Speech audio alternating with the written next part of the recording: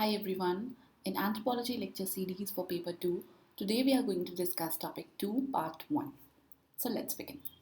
See, the syllabus of your UPSC paper 2 topic 2 says the demographic profile of India in terms of the ethnic and the linguistic elements. So what we are going to do is आज के इस lecture which is your part 1, इसके अंदर हम ethnic elements discuss करेंगे, ethnic elements of the Indian population and their distribution. और इसके अंदर मेजरली आपको अलग अलग क्लासिफिकेशंस देखने होंगे given by various scholars. So in total मैंने 4 क्लासिफिकेशन के बारे में आपको बताया है इन लेक्चर्स के अंदर. और इसके अलावा जो आपका लिंग्विस्टिक एलिमेंट्स है of the Indian population along with the factor influencing the structure and growth, इसको हम पार्ट 2 के अंदर डिस्कस करेंगे. ठीक है. और आज के इस लेक्चर में there will be 2 value additions. और ये वैल्यू एडिशंस आपके डायरेक्टली जो प्रीवियस ईयर क्वेश्चंस हैं वहीं से लिए गए हैं. One is your Aryan debate और दूसरा है debate on the pygmoid negroid element. अब ये डिबेट्स क्या है, who has to say what in this, we will discuss all these things in detail in this particular lecture. ठीक है, तो शुरू करते हैं. This generally I don't say to you to like or to comment, but today I'm saying this because as I can see आप में से बहुत सारे लोग lectures देखते हो but you don't really care to like or comment. You can do so because that eventually help the YouTube algorithm to reach to other viewers. So if you can do so, that would be really great of you. ठीक है. Now अगर introduction की बात करें, introduction में Indian population, तो इनके बारे में जो भी आपको जानकारी है वही लिखना है. So basically just to start with मैंने ये इंट्रोडक्शन डाल दिया है, ऑल्दो इसमें वैसे कुछ बहुत अनोखी बात नहीं कही गई है that you should not knowing. अगर यहाँ पे आप बात करें इंडियन पॉपुलेशन की तो 1.21 बिलियन पॉपुलेशन है एज पर दी 2011 का डेटा. अभी नेक्स्ट सेंसस होगा, अगर आपके एग्जाम के पहले हो जाता है तो you should definitely change this figures and datas. ठीक है. और ये कब आपको यूज़ करना है, when you are like starting about any of the questions, उस टाइम पे आप ये जनरल सा इंट्रोडक्शन यूज़ कर सकते हैं.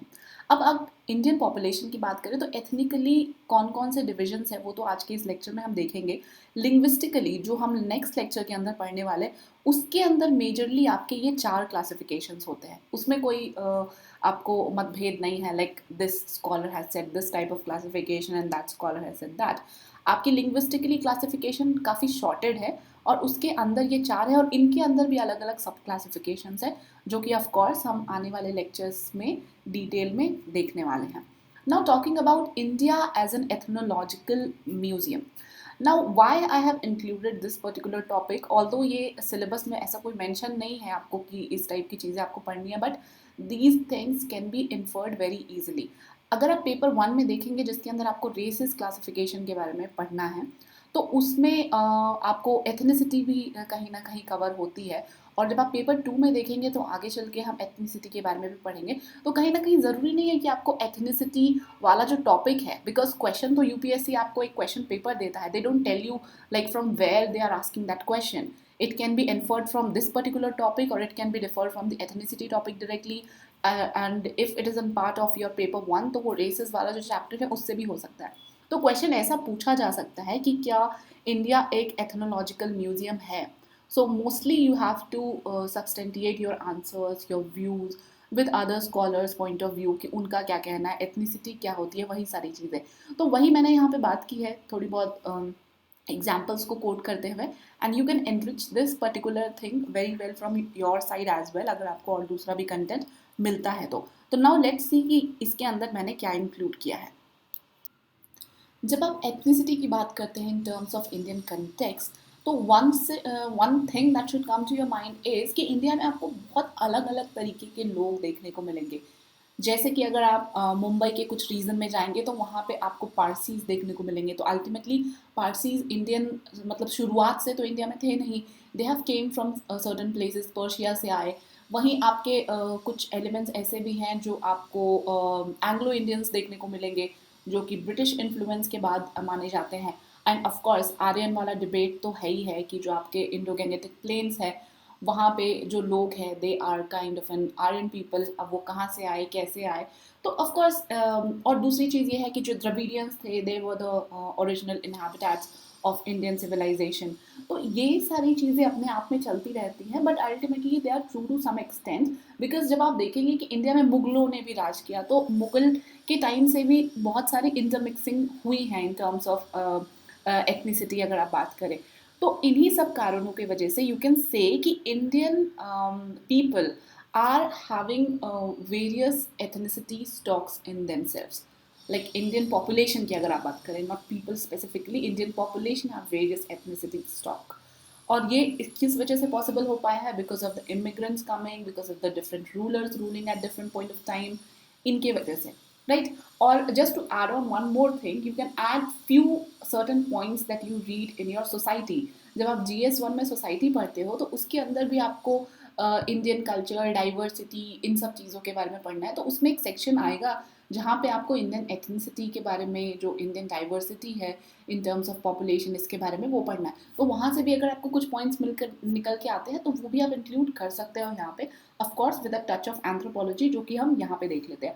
एंथ्रोपोलॉजिकल टच आपको डालना है तो आप कैसे डाल सकते हो? सबसे पहले तो आपको एथनिसिटी के बारे में पता होना चाहिए कि आप एथनोलॉजिकल म्यूजियम की तो बात कर रहे हो, that you can substantiate with the examples, but what is that ethnicity that you are talking about? तो एथनिसिटी के बारे में आपके एडवर्ड शेल, क्लिफर्ड गर्ड, इन सब के बारे में हमने पेपर 1 में पढ़ा है, रिमेंबर? इन सब ने एथनिसिटी के बारे में बताया है कि एथनिसिटी जो है this is some kind of an primordial attachments, यानी कि जो आपके पूर्वज है उनसे आपको कुछ चीज़ें जो विरासत में मिली हुई हैं, that is eventually terming to your ethnicity. आप कुछ अलग से एकदम करके नहीं आए। This is not some certain makeup that you can apply and you can become someone very different. This has to deal with your roots, right? ऐसा Clifford Geertz और इन एडवर्ड शेल का मानना था। उसी तरीके से आपके वुल्फगैंग गिबर्ट, इन्होंने एथनिसिटी को बताया है कि एथनिसिटी का मतलब आपके फिजिकल अपीयरेंस से होता है, और आपका फिजिकल अपीयरेंस बहुत सारी चीज़ों से डिफाइन होता है। आपके बर्थ प्लेस से डिफाइन होता है, आपकी हिस्ट्री क्या रही है उससे भी डिफाइन होता है, आपका रिलीजन क्या है, नेशनैलिटी क्या है, इन सारी चीज़ों को मिला के एथनिसिटी बनती है। सो एथनिसिटी के आप कह सकते हो एथनिसिटी के पिक्चर में आने के लिए these things are kind of an very important. कि आप एक सर्टन एथनिसिटी वाले ग्रुप को देखेंगे वो उस तरीके के, जैसे आपने रिसेंटली सुना होगा कि like Turkey is kind of an raising their voice. जो OIC की मीटिंग हुई थी अभी रिसेंटली, मैं बात कर रही हूँ मार्च 2022 की। तो मार्च 2022 में जब आप बात करें OIC जो है ऑर्गेनाइजेशन, उसकी मीटिंग हुई, वहाँ पे टर्की ने डायरेक्टली आपके चाइनीज़ कुछ जो काउंटर पार्ट थे, उनके जो फॉरेन मिनिस्टर्स गए हुए थे, उनको डायरेक्टली ये बोला कि आप युगुर मुसलमानों के साथ जो कर रहे हो दैट इज़ नॉट राइट। और ये उन्होंने क्यों कहा? बिकॉज जो एथनिसिटी एलिमेंट है टर्किश पीपल का और युगुर मुस्लिम्स का, दोनों सेम है, और इन सेम होने की वजह से उन्होंने वॉइस रेज किया। तो आर यू गेटिंग कि वो कहीं ना कहीं से उधर से निकल के आए हैं, तो उनका जो कल्चर है, लैंग्वेज है, उनकी फिजिकल अपीयरेंस है, वो सेम सेम सी है। तो the example is to tell you कि ये पूरा एक कंसोलिडेटेड पैकेज में निकल के आता है एथनिसिटी, ठीक है? उसी तरह से आपके कॉर्नर और हर्टमैन जो है, इन्होंने भी एथनिसिटी को कॉमन एंसेस्ट्री की तरह कल्चरल अटैचमेंट इसके हिसाब से डिफाइन किया है। तो एक कोई डेफिनेशन आप जो भी अच्छा लगे आप वो डाल सकते हो। मोस्टली आपको बस ये याद रखना है कि ethnicity is itself a complete package, जिसके अंदर आपको बहुत सारी चीज़ें आती हैं, which says your roots, which says your language, your religion, your place of birth, and everything. And of course, the physical appearance add on to that. और इन्हीं बेसिस पे हम आगे जितने भी क्लासिफिकेशंस देखेंगे उनमें हम ये सारी चीज़ें कहीं ना कहीं कॉमन पाएंगे, बट मोस्टली जो फोकस है वो फिजिकल अपीयरेंस के ऊपर रहेगा, ठीक है? बिकॉज हम उतनी डिटेल में नहीं जा सकते क्योंकि रिलीजन क्या है और वो किस रीजन में उनका बर्थ हुआ है, but of course geographical location हम आज के प्रेजेंट इंडियन कंटेक्स्ट में देखेंगे, बट फिजिकल अपीयरेंसेस पे ज़्यादा फोकस रहेगा, because that is how the classification has been done by various scholars. अब अगर क्लासिफिकेशन की बात करें तो आपकी जो इंडियन पॉपुलेशन है उसके अंदर जो एथनिक एलिमेंट्स है, इसको लेकर बहुत अलग अलग क्लासिफिकेशंस दिए हुए हैं। एज आई टोल्ड यू कि अलग अलग स्कॉलर्स ने अपनी क्लासिफिकेशन बताई है based upon different parameters. But अगर आप ब्रॉडली देखें कि कौन कौन सी टाइप ऑफ एथनिक एलिमेंट्स आपको इंडियन पॉपुलेशन के अंदर मिलेगी, तो that is your proto Australoid, Mediterranean, Mongoloid और निग्रीटो। और जब हम आगे अभी क्लासिफिकेशंस देखेंगे अलग अलग स्कॉलर्स के, तो उनके अंदर आप देखेंगे कि मोर और लेस इन्हीं के कॉम्बिनेशन ही कहीं ना कहीं आपको नज़र आएंगे। अगर उसके अंदर भी आप बात करें कि कौन कौन से हैं जो आपको इम्पॉर्टेंट है और पढ़ने ही पढ़ने हैं, तो if you look at the previous year questions, तो प्रीवियस ईयर क्वेश्चंस में आपको हर्बर्ट रिजले की क्लासिफिकेशंस पूछी गई हैं। B S Guha is also very important. उसके अलावा भी आप देखेंगे कि कुछ अदर स्कॉलर्स भी है, Indian as well as Britishers, जिन्होंने क्लासिफिकेशन दी हुई है इंडियन एथनिक एलिमेंट्स की। But it's not really necessary कि आप इन सब के बारे में जानें, but if you can get to know that is well and good. और इसके अलावा ये जो वी बालाकृष्णन है एंड एस एस सरकार है, इनकी क्लासिफिकेशन मैंने नोट्स के अंदर दी हुई है, so if you want you can see that. Apart from that ये जो तीनों स्कॉलर्स हैं इनकी क्लासिफिकेशन इंक्लूड नहीं की है, बट अगर आपको पढ़ना है तो you can research on your own as well. But eventually इतना ज़्यादा करने की वैसे ज़रूरत है नहीं, ठीक है।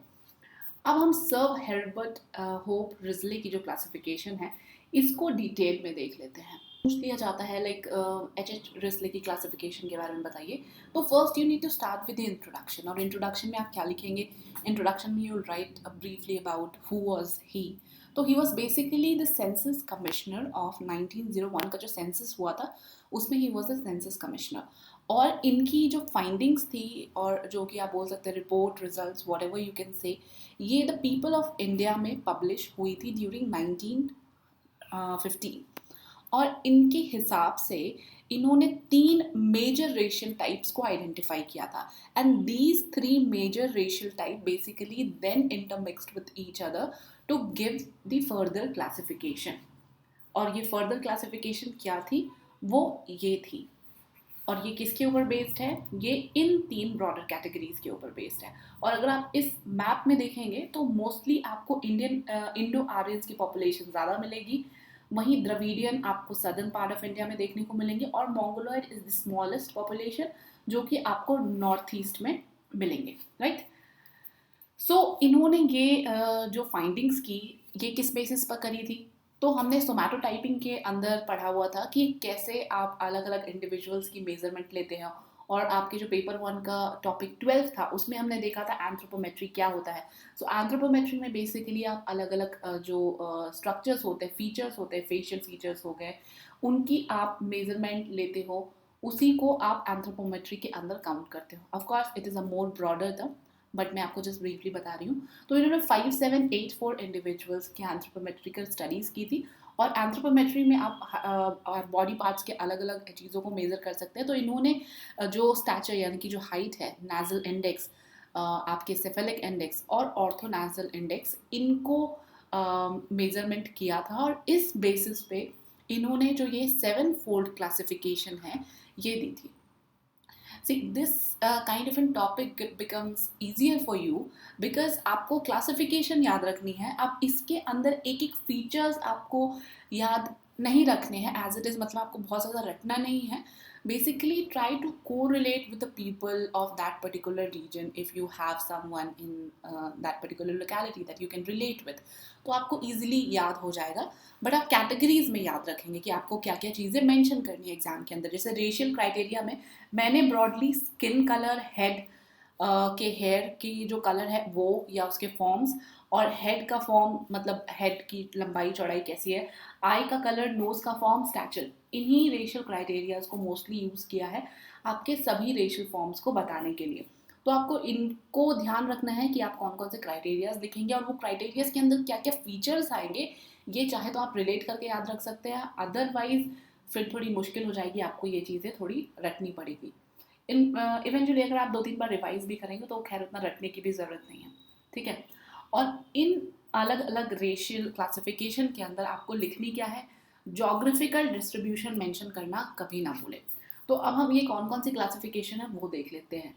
आपकी टर्को ईरानियन है, आपकी साइथो द्रविडियन है, मोंगोलॉइड द्रविडियन है, द्रविडियन केवल है ही, मोंगोलॉइड है, आर्यो द्रविडियन है और इंडो आर्यंस है।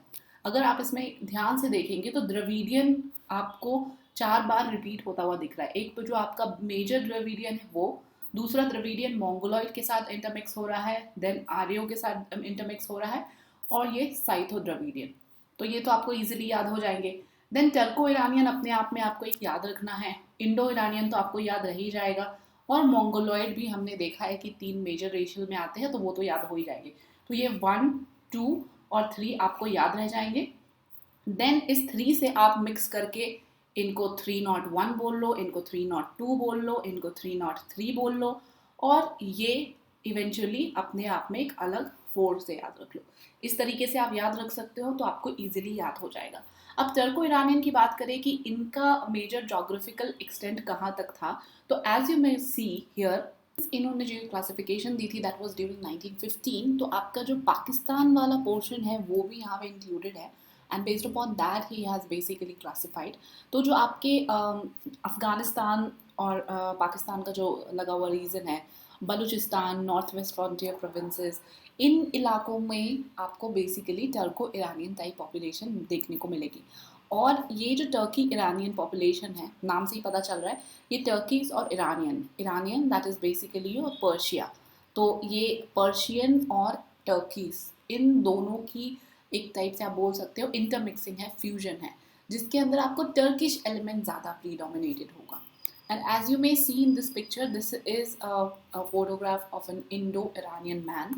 Of course, you cannot see the height over here, but just to show you, ताकि आपको याद रह जाए चीज़ें। आपकी स्किन कलर फेयर है, यहाँ पे भी as you may see skin color is like mostly fair only. Head की जो हेयर है वो मोस्टली आपको ब्राउन या ब्लैक कलर की देखने को मिलेगी, विच इज़ वेवी और curly. Head form is again broad, as you can see, काफ़ी ब्रॉड हेड है इनके।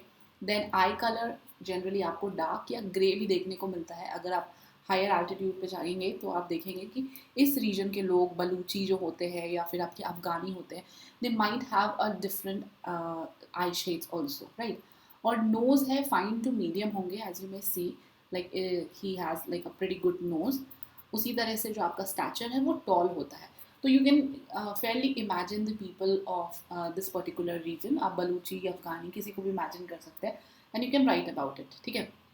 उसी तरह से आपके जो इंडो आर्यन टाइप है, इंडो आर्यन लोग आपको कहाँ देखने को मिलेंगे। अब इसकी जोग्राफिकल लोकेलिटी आपको याद रखना आसान है, बिकॉज इंडो आर्यन से जो आर्यन इन्वेजन को लेके थ्योरीज हैं, मोस्टली वो थ्योरीज कहाँ तक है, वो थ्योरीज ये कहती हैं कि जो आपकी हड़प्पन सिविलाइजेशन थी, वहीं पर ये इंडो आर्यंस माइग्रेट होकर आए थे, and eventually they spread to the other parts. So जो डोमिनेंस होगा इंडो आर्यन टाइप का, आपको मोस्टली इस रीजन और इसी रीजन के आसपास देखने को मिलेगा, यानी कि हड़प्पन सिविलाइजेशन और उसके जो आसपास का रीजन है। अब इसके आसपास का रीजन कौन सा हो गया आपका, पंजाब, राजस्थान, कश्मीर, ये सारे एरियाज जो है ये आपके इंडो आर्यन के इन्फ्लुएंस के अंदर आएंगे। और इनको अगर आपको इमेजिन करना, आप किसी भी पंजाबी को इमेजिन कर लीजिए, हरियाणवी को इमेजिन कर लीजिए, तो आपकी skin colour fair, head hair जो है वो ब्राउन टू ब्लैक होगा, वेवी टू कर्ली हेयर्स हो गए, हेड फॉर्म्स जो है that is long, eye colour dark, nose form जो है आपका वो भी आपको लॉन्ग, नैरो, प्रोमिनेंट नोज देखने को मिलेगा, stature will be toll. Just giving you a small suggestion, mostly जो स्किन कलर, हेड हेयर, ये सब तो आपको वैसे ही ईजिली आप लिख लोगे। जो मोस्टली ये है ना, हेड का फॉर्म कैसा है, ये आप थोड़ा सा ध्यान देना, और नोज़ का भी देख लेना। इन दोनों चीज़ों को आप याद कर लोगे तो आपके लिए आसान होगी बाकी चीज़ों को फिगर आउट करना। That is not so difficult to do so, ठीक है। Then your Scytho Dravidian type. अब साइटोड्रविडियन टाइप के बारे में आप जब बात करें तो first you need to understand कि इनका जोग्राफिकल डिस्ट्रीब्यूशन क्या है। तो बेसिकली जिस Scytho, they are the people from Central Asia. आपने अपनी एंशंट हिस्ट्री के अंदर पढ़ा होगा, there were Sakas. So these Shakas were none other than this Scythian empire, ठीक है। इंडिया में आपको ये शाका के फॉर्म्स में मिलेंगे। आपने कुशानाज भी पढ़ा होगा, although Kushanas are not really relevant as per the classification now, हम शाकाज की बात करें। तो ये जो शाकाज थे, ये आपके इंडिया में आके गुप्तास से काफ़ी इन्फ्लुएंस थे, और उनकी जो एम्पायर का एक्सटेंड है दैट यू कैन सी आपको इधर देखने को मिलेगा। And some part of Coorg जो है वहाँ पे भी आपको ये जो साइतो द्रविडियन टाइप है वो देखने को मिलेंगे। तो अब साइतो द्रविडियन का क्या मतलब है, दैट कुछ द्रविडियन उसके अंदर फीचर्स होंगे, और कुछ जो शाकास के फीचर्स होंगे वो भी उनके अंदर होंगे। और अगर आप रीजन वाइज या एक दो नाम याद रखना चाहें तो that is your parts of Maratha, मतलब महाराष्ट्र का जो पार्ट है वहाँ के जो मराठा ब्राह्मण्स है, और कुनबीज, कुर्ग्स, ये सारे, क्योंकि जो आपके शाकाज है, आपने एंशियंट हिस्ट्री के अंदर पढ़ा हुआ, इन्होंने शैवाइट ट्रेडिशन को काफ़ी बढ़ावा दिया था. Like your Kushanas they were more towards the Buddhism, आपके जो शाकाज थे they were more towards the Shaivites, right. तो शैवाइट ट्रेडिशन होने की वजह से जो ब्राह्मण्स थे उनका काफ़ी इन्फ्लुएंस था यहाँ पे. तो उस जोग्राफिकल लोकेलिटी को आप ले सकते हो. दूसरा, अब इनके रेशियल क्राइटेरियाज कैसे कैसे होंगे. तो रेशियल क्राइटेरियाज जो है इनके मोस्टली आपको टर्को ईरानियन से कुछ चीज़ें मिलती हुई दिखेंगी और कुछ चीज़ें उनसे डिफरेंट है. डिफरेंट तो आपका स्टैचर बिल्कुल डिफरेंट है. इनका स्टैचर मीडियम होता है, जबकि हमने टर्को ईरानियन में देखा था देवर टॉल. उसी तरह से आप जब हेड फॉर्म की बात करेंगे तो head form medium to broad होता है. कॉम्प्लेक्शन इनका भी फेयर है और जो हेड हेयर्स है that is also more like से. ठीक है. मोस्टली अगर आप जोग्राफिकल डिस्ट्रीब्यूशन को बैंग ऑन कर लेके मतलब याद कर लेते हैं तो आपके लिए आगे चीज़ें लिखना आसान हो जाएगा. ठीक है. नाउ आर्यो द्रविडियन की बात करें, अगेन इसमें आर्यंस और द्रविडियंस दोनों के जब फीचर्स मिले तो that you call as the Aryo Dravidian. और इसको हिंदुस्तानी टाइप भी कहते हैं. Just mark this as a point कि हिंदुस्तानी टाइप अगर आपसे पूछ लिया जाए सिंपली 10 मार्कर क्वेश्चन में कि उनके फीचर्स के बारे में पता है, जोग्राफिकल लोकेशंस के बारे में पता है, so that means you are talking about the Aryo Dravidian. अब आर्यो द्रविडियन में आपको कहाँ कहाँ पे मिलेंगे, तो बेसिकली ये कुछ आपको नॉर्थ का और कुछ साउथ का जो रीजन्स है उन दोनों में मिला के आपको इस टाइप के लोग देखने को मिल जाएंगे.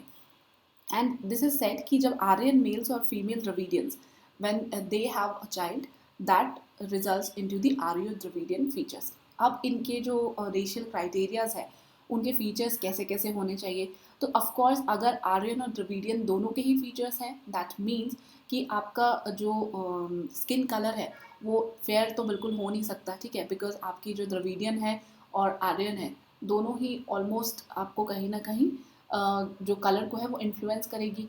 हेड हेयर्स जो है वो आप देख सकते हैं, द्रविडियन है तो आपको वुली, कर्ली, वेवी इस टाइप के हेयर फॉर्म देखने को मिलेंगे. हेड आप याद रख लेंगे. Eye colour will be dark. Nose form medium to broad होगा और स्टैचर आप इनका याद रखिए शॉर्ट टू मीडियम हाइट. तो ये आपको याद करने के लिए ना कुछ अपने तरफ से मेहनत करना पड़ेगा. आप जो पिकुलियर फीचर है उनको लिख सकते हो और बस उनको याद रख सकते हो. बिकॉज इसमें ऐसे टाइप के चैप्टर्स में यही थोड़ी सी दिक्कत होती है कि रिपीटेशन होती है चीज़ों की, तो कहीं आप कंफ्यूज ना कर जाओ. तो उस कन्फ्यूजन को हटाने के लिए स्पेशली जब आप एग्ज़ाम लिख रहे हो मीन्स, तो उसके पहले जब आप तैयारी कर रहे हो तो उस टाइम पे ये सारी चीज़ें सेग्रीगेट कर लेना. That will definitely help you during the revisions. अब मोंगोलो द्रविडियन टाइप की अगर बात करें तो मोंगोलो द्रविडियन टाइप्स जो है दैट मीन्स कि ये आपके थोड़े बहुत मोंगोलॉइड और थोड़े बहुत द्रविडियन फीचर्स, इन दोनों की कॉम्बिनेशन को मोंगोलो द्रविडियन टाइप्स कहेंगे. अब ऐसे लोग आपको कहाँ मिलेंगे, Bengal, parts of Orissa. Mostly जो आपके बंगाली ब्राह्मण है, बंगाली कायस्थ है, ये मोंगोलो द्रविडियन के अंदर आते हैं. ठीक है. And according to Resley, this type is not only an admixture of Mongolian and Dravidian, but some blood strain of the Indo-Aryan types are also mixed with it.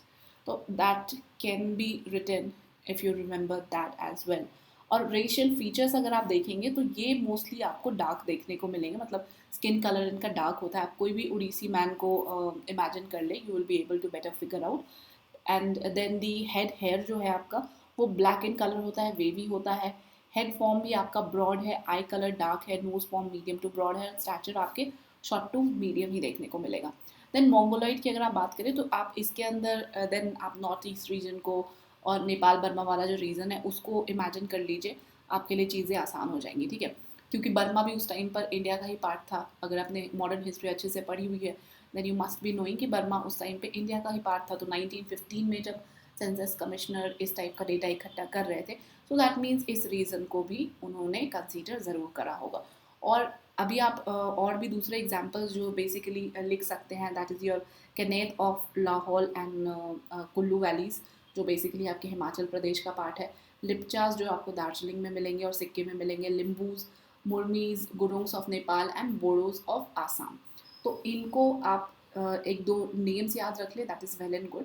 Because इसके अंदर आपको स्पेसिफिक नेम्स मिल जाते हैं. North India या south India में आपको specific names ना मिले, स्पेशली नॉर्थ इंडिया में जनरली नहीं मिले तो वो चलेगा. बट अगर आपको मोंगोलाइड टाइप्स के अंदर स्पेसिफिक ट्राइब्स के नेम मिल रहा है तो then you must write it. ठीक है.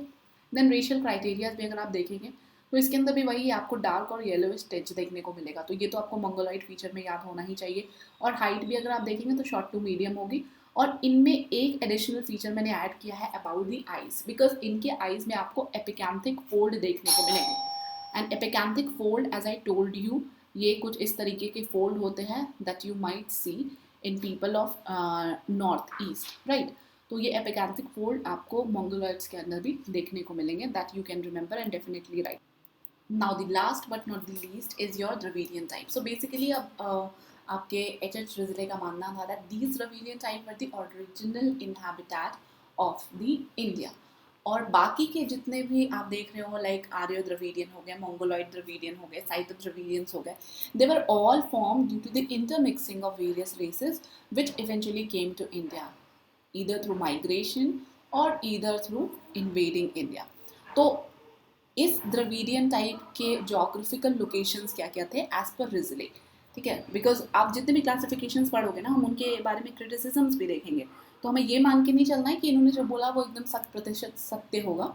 बट या this is true to many of the extent, most of the extent, but कुछ चीज़ें होंगी जो आपको कहीं ना कहीं उसमें वेरिएशंस देखने को मिलेंगे। तो इसीलिए जोग्राफिकल डिस्ट्रीब्यूशन की अगर आप बात करें, और मैं आपको ये स्पेशली द्रविडियन के लिए इसलिए बता रही हूँ क्योंकि इसको लेके भी काफ़ी क्रिटिसिजम्स है कि जिस तरह से इन्होंने जोग्राफिकल डिस्ट्रीब्यूशन बताए हैं।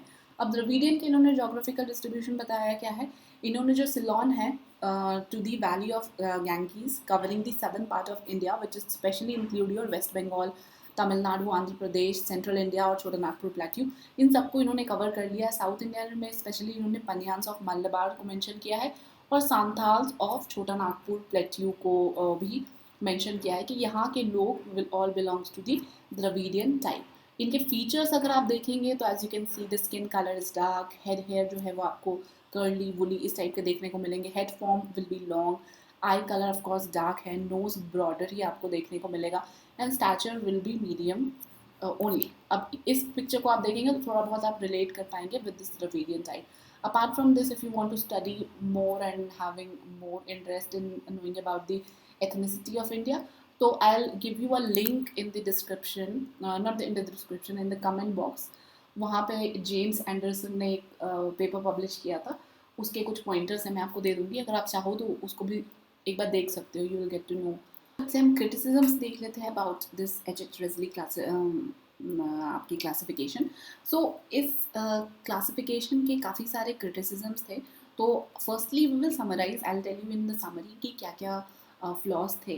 देन इवेंचुअली अगर डिपेंडिंग अपॉन क्वेश्चन कितने नंबर का पूछा गया, आप इलेबोरेट तरीके से भी उस चीज़ को बता सकते हो, ठीक है। तो सबसे पहले तो इनका जो नोमेनक्लेचर था उसमें काफ़ी लोगों को दिक्कत हुई, जिस तरह से इन्होंने साइतो द्रविडियन, मंगोलॉइड द्रविडियन ये सारी चीज़ें कही थी, तो that was a point of contention. दूसरा, इन्होंने हिस्टोरिकल फैक्ट्स लाइक आपके आर्यन जो थे, आर्यन की माइग्रेशन को लेके जो इन्होंने थ्योरी रखी और इंडो आर्यन वाला पूरा कंसेप्ट दिया, that is also not very acceptable. दूसरा, मैथमेटिकल एरर्स भी इनके कैलकुलेशन में काफ़ी ज़्यादा थे, because as we have seen इन्होंने एंथ्रोपोमेट्री का यूज़ किया था, but even though that wasn't like correct to an extent, ठीक है। और जोग्राफिकल एलोकेशंस इनकी गलत मानी जाती है।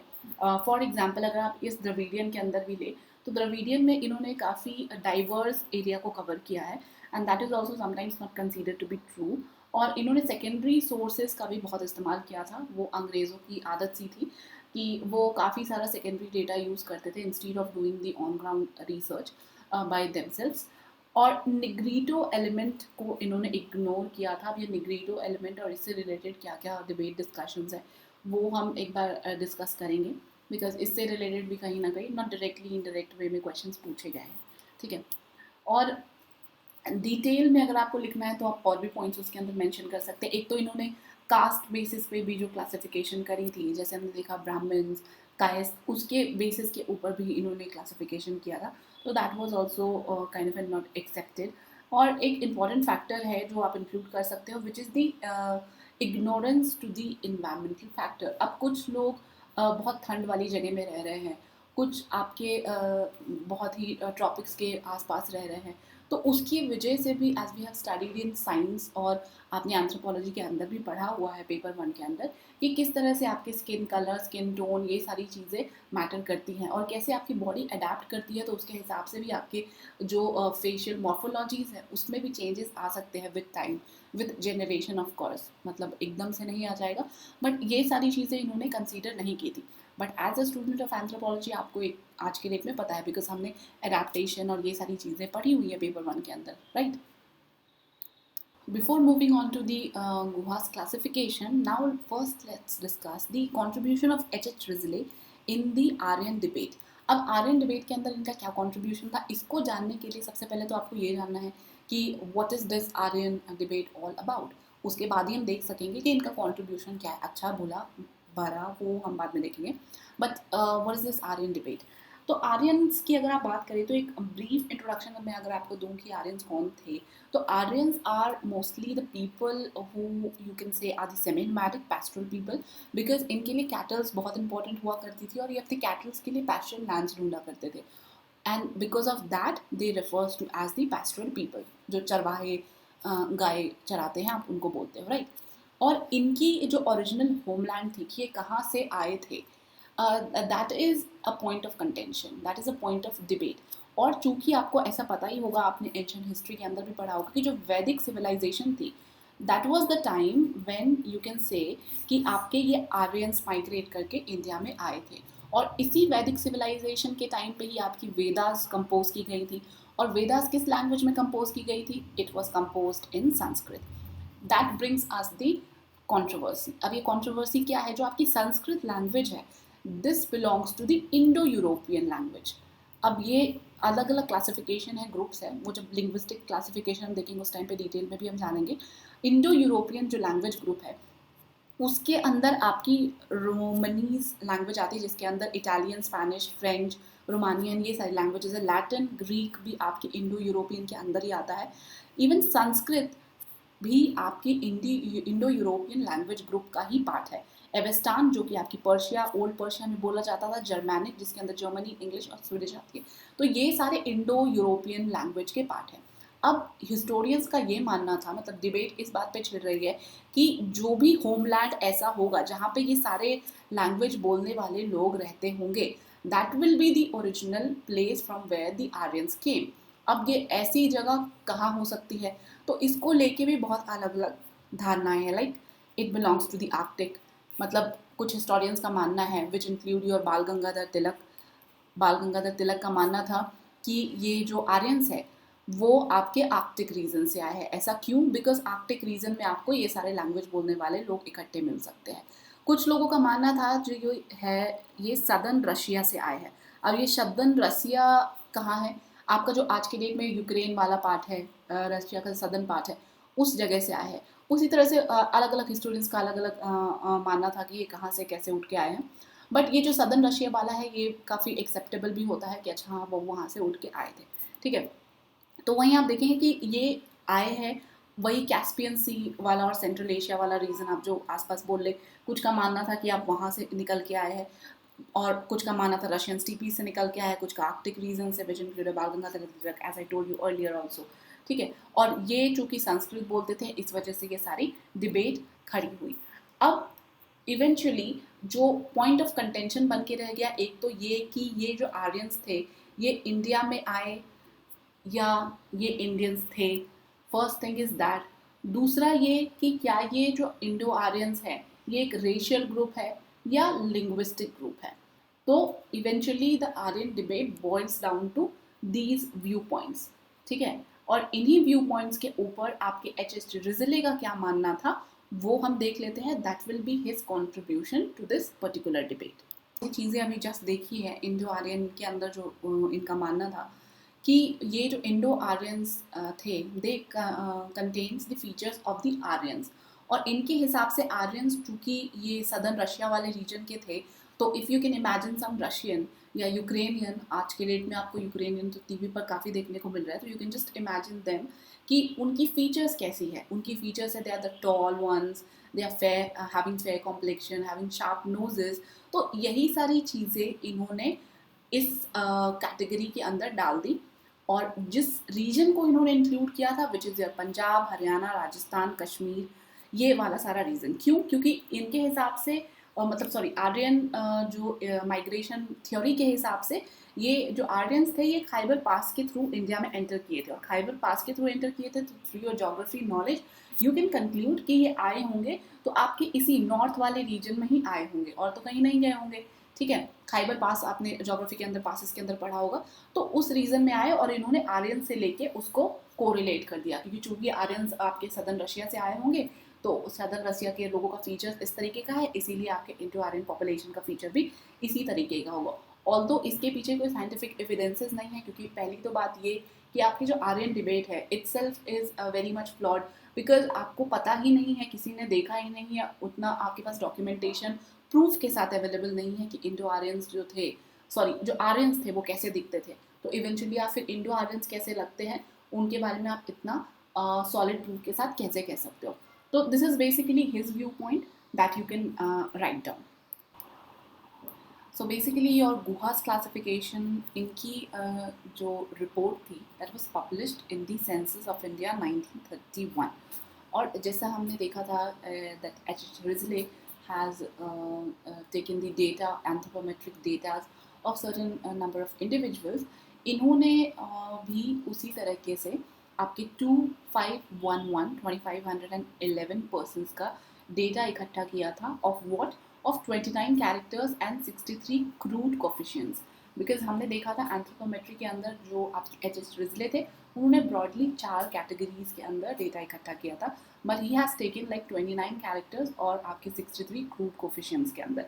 और ये जितने भी इन्होंने मेजरमेंट्स लिए थे that was based upon the anthropometric technique जो कि आपकी इंटरनेशनल स्टैंडर्ड से मीट करती थी, उस बेसिस पर इन्होंने किया था। So that's why you can say it was more credible work in compare to the earlier one, because यहाँ पे सारी स्टैंडर्डाइजेशन चीज़ें की गई थी और काफ़ी सारे इंटरनेशनल नॉर्म स्टैंडर्ड्स फॉलो किए गए थे।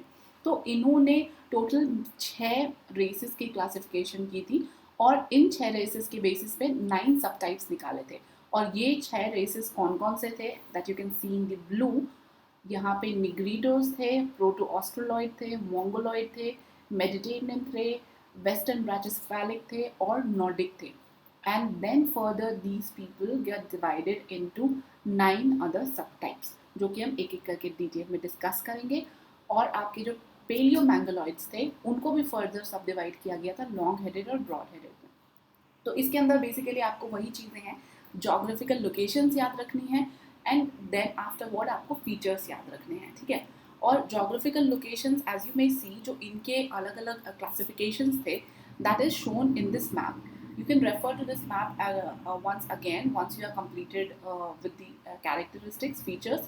उसके बाद आके देखेंगे तो आपको और चीज़ें ज़्यादा क्लियर होगी, समझ में आएगी।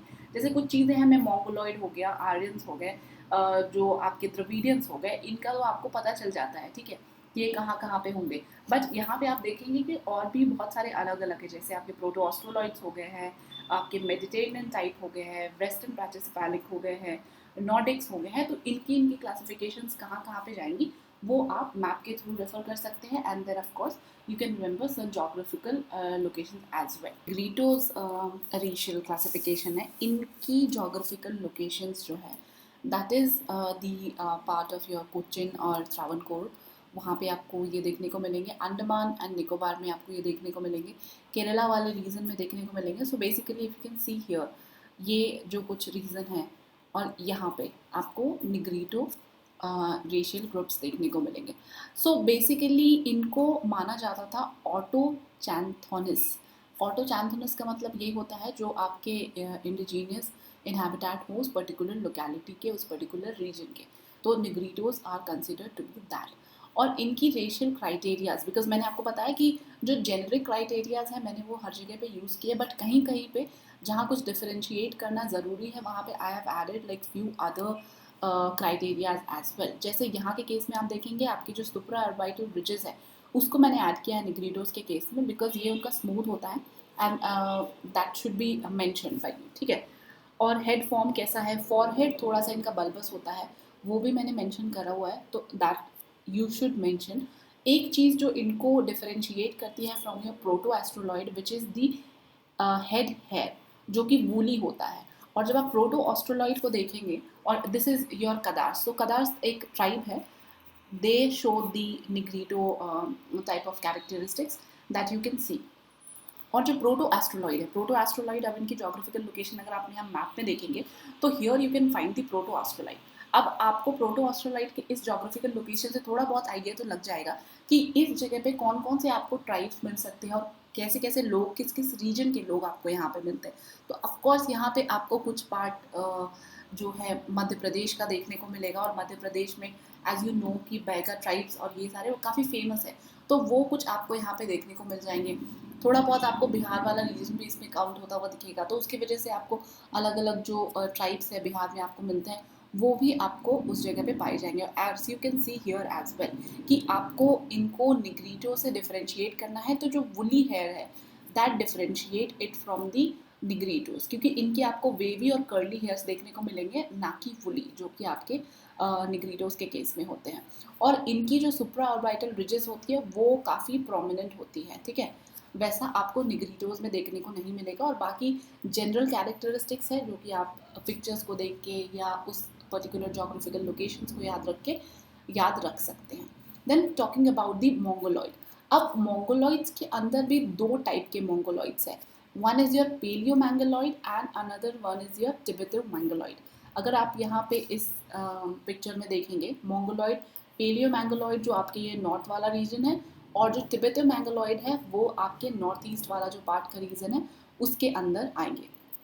अब इनमें पेलियो मैंगोलॉइड जो आपके नॉर्दर्न वाले रीजन है उनको लॉन्ग और ब्रॉड हेडेड में डिवाइड किया गया है, ठीक है।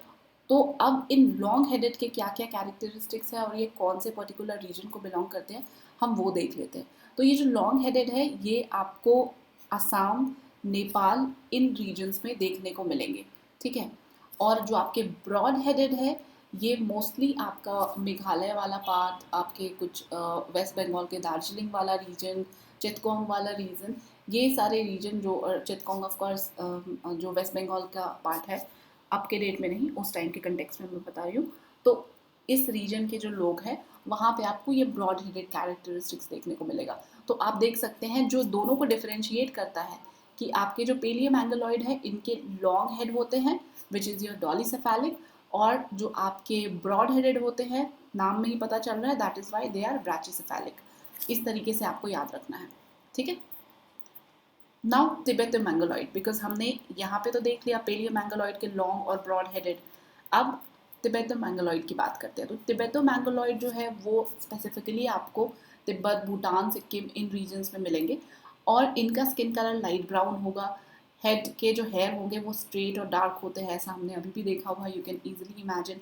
हेड फॉर्म इनका ब्रॉड और मैसिव होता है, फेस लॉन्ग एंड फ्लैट देखने को मिलेगा, और आइज़ आपको याद रखनी है इसके अंदर, बिकॉज हमने मोंगोलॉइड में भी देखा था उनकी ऑब्लिक फीचर्स होती है, उसी तरीके से इनके भी आपको ऑब्लिक फीचर्स ही देखने को मिलेंगे। और इनका जो हाइट है which is tall, that you need to remember. अब मेडिटेरेनियन की बात कर लेते हैं। तो मेडिटेरेनियन के अंदर भी आपके अलग अलग सब क्लासिफिकेशंस हैं, जैसा हमने यहाँ पे देखा हुआ था। मेडिटेरेनियन के अंदर आपकी paleo Mediterranean, Mediterranean itself and oriental, तो ये तीन क्लासिफिकेशन हैं जो आपको मेडिटेरेनियन के अंदर आएंगे। तो आप पेलियो मेडिटेरेनियन की बात करें तो पेलियो मेडिटेरेनियन के अंदर आपको जो तमिल ब्राह्मण्स है, नायर्स है, तेलुगु ब्राह्मण्स है, ये सारे देखने को मिलेंगे, ठीक है। सो इनकी क्राइटेरियाज अगर आप देखें तो that you can easily figure out. अगर आप तमिल ब्राह्मण्स को ही इमेजिन कर ले तो आपको जो कैरेक्टरिस्टिक्स है that can be easily configured, ठीक है। मेडिटेरेनियन इटसेल्फ की अगर बात करें तो नंबूदरी ब्राह्मण्स ये आपको केरला में देखने को मिलेंगे, ब्राह्मण्स ऑफ इलाहाबाद, बंगाली ब्राह्मण, रिया चक्रवर्ती बंगाली ब्राह्मण, आप उनको इमेजिन कर लो। देखा होगा आपने नार्कोटिक्स केस में बहुत बार टीवी पे उनको दिखाया गया था, तो दैट यू इमेजिन। तो अब उसके हिसाब से आप ये सारा जो फीचर्स है उसको याद रख सकते हो, because I am not repeating it once again for you, because आपके लिए भी बोरिंग हो जाएगा, और I am just telling you how you can remember, because इसमें अब मैं आपको क्या ही बता दूँ, बहुत ज़्यादा चीज़ है, ठीक है। ओरिएंटल जो सब टाइप है ऑफ द मेडिटेरेनियन, इसके अंदर आपको पंजाबी छतरीज जो होते हैं ये देखने को मिल जाएंगे, ठीक है। तो इनका एग्जाम्पल आप याद रख सकते हैं, that would be good. Now talking about the western brachycephals, तो वेस्टर्न ब्रैक्सिफेल्स के अंदर भी अगर आप देखेंगे तो इनमें आपको देखने को मिलेंगे एल्पिनॉइड और एर्मिनॉइड एंड डिनेरिक, यानी कि इनके अंदर भी 3 हैं। मेडिटेरेनियन के अंदर भी हमने 3 देखे थे, मोंगोलॉइड में 2 देखे थे। ठीक है, ऐसे आपको याद रह जाएगा।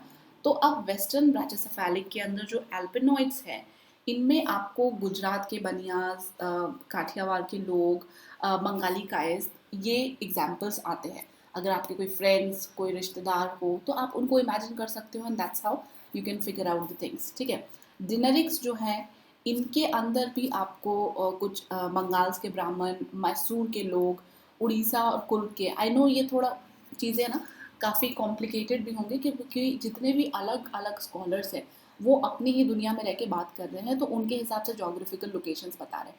That's why I am telling you कि जोग्राफिकल लोकेशंस आप याद रख लीजिए, उसको 2-4 बार पढ़ लीजिए उसके हिसाब से, then you can easily figure out कि आप किस रेशियल कैरेक्टरिस्टिक्स के बारे में बात कर रहे हैं।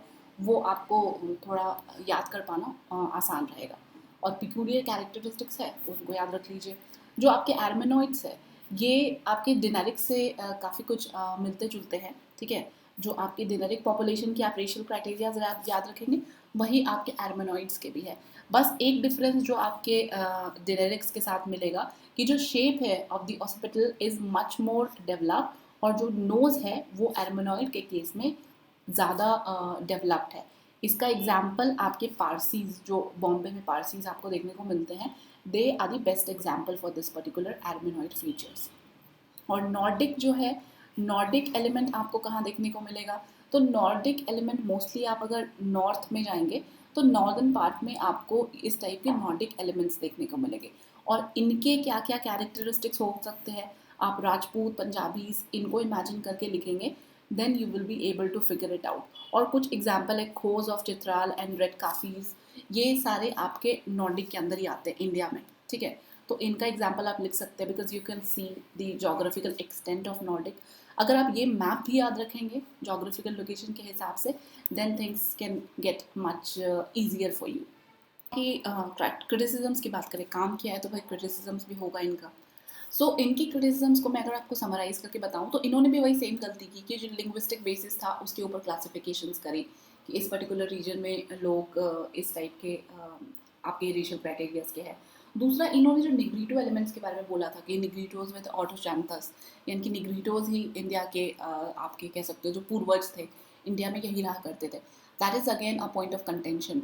दूसरी बात थी कि इन्होंने जो फॉरेन एलिमेंट्स की बारे में बात करी, चाहे वो आपके मेडिटेरेनियन एलिमेंट्स की हो या आपके वेस्टर्न ब्रैचियोसेफेलिस को लेके हो, तो that is also been not accepted very well. तो ये सारे पॉइंट्स आप समराइज करके लिख सकते हो regarding the criticisms of Guha. And again आपको ये क्रिटिसिजम्स कब लिखने हैं, when you are writing about the classification, 2-4 line लिख के आप देन फिर कंक्लूड करना। Now talking about the value additions, which is the debate on the pygmoid negroid element in India। अगर आप प्रीवियस ईयर क्वेश्चन उठा के देखेंगे तो इस लाइन पर आपको क्वेश्चंस देखने को मिलेंगे।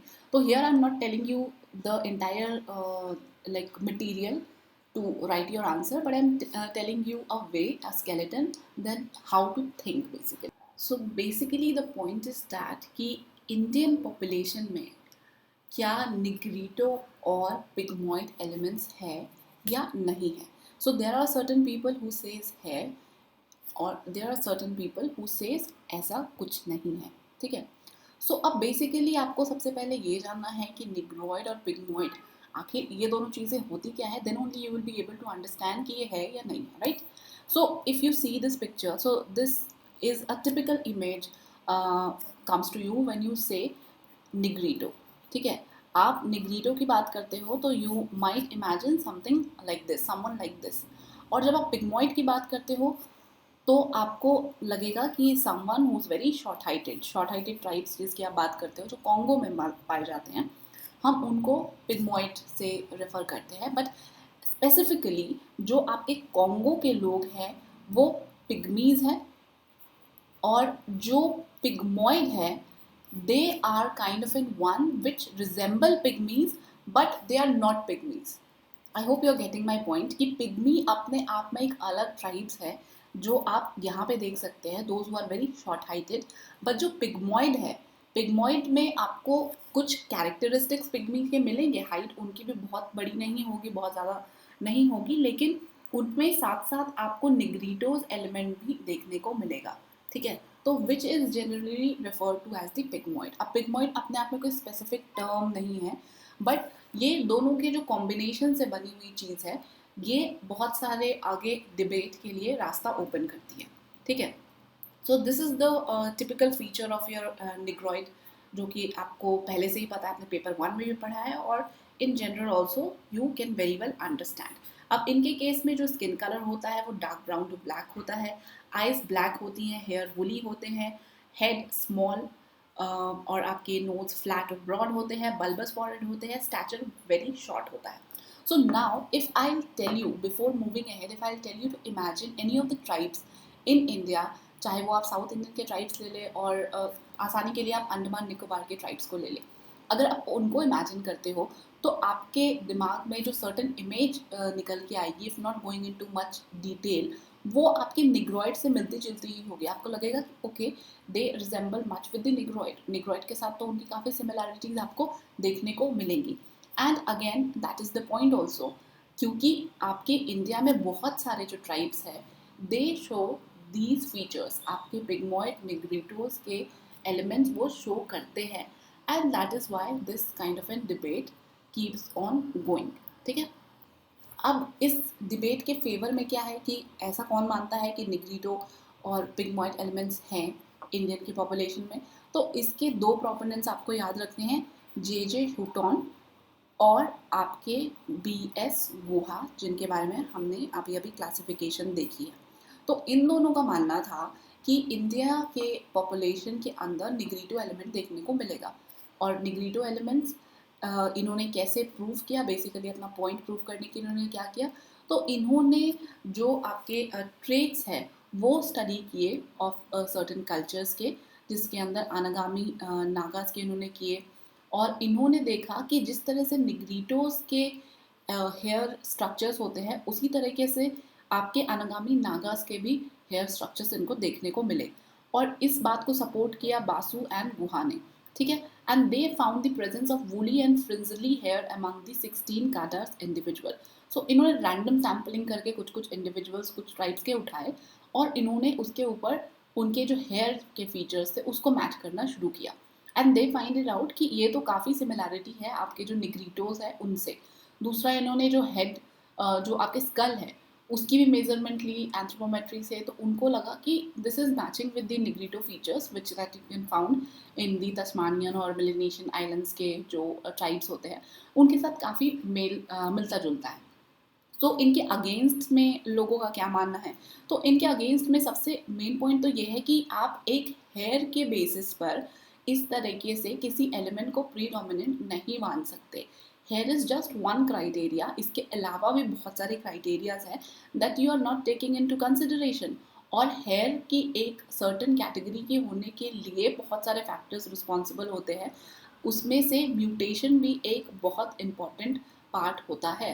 तो वो जे हुटॉन गुहा जैसे लोग इसको कंसीडर नहीं कर रहे थे, इस वजह से इनकी काफ़ी क्रिटिसिजम्स भी देखने को मिली, और इनका ये भी मानना था कि आपने और जो दूसरी चीज़ें थी वो कंपेयर नहीं की हैं, वो उस तरीके से मैच नहीं हो पा रही है, then on the just on the basis of one thing you just can not conclude upon it, ठीक है। तो ये आर्ग्यूमेंट आप अगेंस्ट में लिख सकते हैं, मैं पूरा का पूरा आपको एक एक लाइन नहीं बता रही हूँ, समरी में आपको बता रही हूँ, बाकी आप एक बार देख के उसको उस तरीके से, देन आपको एक सर्टन कंक्लूजन तो लिखना ही पड़ेगा, तो आप कंक्लूजन में ये मेंशन कर सकते हो, बिकॉज हमने ये देखा कि आप ये सब्सटेंटिएट तो नहीं कर सकते दैट निग्रिटो एलिमेंट है जस्ट बिकॉज आपकी हेयर क्वालिटीज़ मैच कर रहे हैं, तो आप मजुमदार ने जो बातें बताई थी आप उसको मेंशन कर सकते हो with the name, like anthropologist जो बोलते हैं, that is of course true. तो इन्होंने ये बताया था कि ये जो निग्रिटो एलिमेंट है, this is the kind of an local phenomena specially in the coastal regions, चाहे वो आप कोस्टल रीजन तमिलनाडु के ले लो, कोस्टल रीजन आप आइलैंड की बात करो लाइक अंडमान निकोबार, वहाँ पे आपको निग्रिटो एलिमेंट्स देखने को मिल जाएगा, but this can not be said to be true for the entire country, ठीक है। आप इस बेसिस पे ये नहीं कह सकते that this is the kind of an predominant characteristics in the Indian population. दूसरी बात ये है कि आपको स्केलेटल रिमेन्स भी नहीं मिले यहाँ पे, on the basis of which you can say कि ये ऑटोचैंथस थे, the Negrito elements were the autochthons in India. ठीक है. और इसके अलग अलग रीजंस भी हो सकते हैं having this kind of an similarity in terms of hair and structures, कि आपका कुछ डायरेक्ट इन्फ्लुएंस होता है, कुछ सिलेक्शन का प्रोसेस होता है, म्यूटेशन की वजह से भी ऐसे चेंजेस आ सकते हैं. But we can not conclude कि निग्रीडो एलिमेंट एक प्रीडोमिनेंट पार्ट है of the Indian population. So this is how you can conclude. और भी पॉइंट्स आपको मिले तो आप उसको भी ऐड कर सकते हैं. And as I told you कि और 2 क्लासिफिकेशन है बाय द इंडियन, जिसको आप चाहो तो इंक्लूड कर सकते हो. ये नोट्स में दे दिए गए हैं. ठीक है. वहाँ से आप अपना नोट्स बना के then you can very well prepare for it. अब स्पेसिफिकली आई डोंट थिंक कि इनके बारे में आपको नाम लेके पूछ लिया जाए, but you never know, like UPSC is unpredictable. ठीक है. And with this, we have completed this topic, and I'll come up with a part 2 very soon. Thank you so much.